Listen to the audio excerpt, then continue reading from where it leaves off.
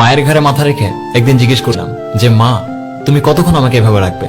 তিনি উত্তরে বলেছিলেন, যতক্ষণ কোনো মানুষ আমাকে তাদের ঘাড়ে করে না নিয়ে যায়। প্রেম ভালোবাসা অন্ধ কেন হয় জানেন?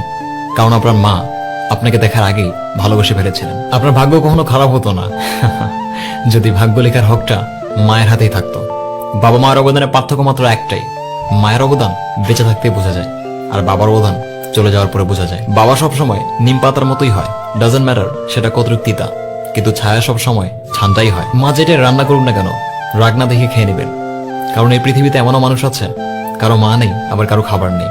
আপনি তাদের থেকে অনেক ভাগ্যবান। তাই ওই আল্লাহর কাছে একটাই চাওয়া, মা ছাড়া কোনো ঘোর না হোক, আর কোনো মা ঘোর ছাড়া না হোক। একটা কথা কি জানেন, সমুদ্র আর বাবার মাঝে অনেক মিল রয়েছে, দুটোরই গভীরতা কখনোই বোঝা যায় না। আর যে মানুষটি আপনার জন্য হার মানতে পারে, তার কাছে আপনি কখনো জিততে পারবেন না, আর সেটি হলো আপনার বাবা। আর তাই পৃথিবীতে সব থেকে বড় অসম্ভব কাজ হচ্ছে বাবা মায়ের ভালোবাসার পরিমাণ খুঁজে বের করা। দেখুন, পানি গরম হতে সময় লাগে, চাঁদ পূর্ণিমা হতে সময় লাগে, ঠিক তেমনি আপনার এই মরিচা পড়া ভাগ্যটা খুলতেও সময় লাগবে, যে সময়টি আপনার থাকা উচিত। আর মনে রাখবেন, এই পৃথিবীতে আমরা একবারই আসি, তাই এমন আমল করুন যেন দ্বিতীয়বার আসার ইচ্ছা আর না হয়। সম্মান আর প্রশংসা চাইলে পাওয়া যায় না, অর্জন করে নিতে হয়। ঔষধ পকেটে নয়, কেবলমাত্র আপনার শরীরের ভেতরে গেলে আপনি সুস্থ হবেন।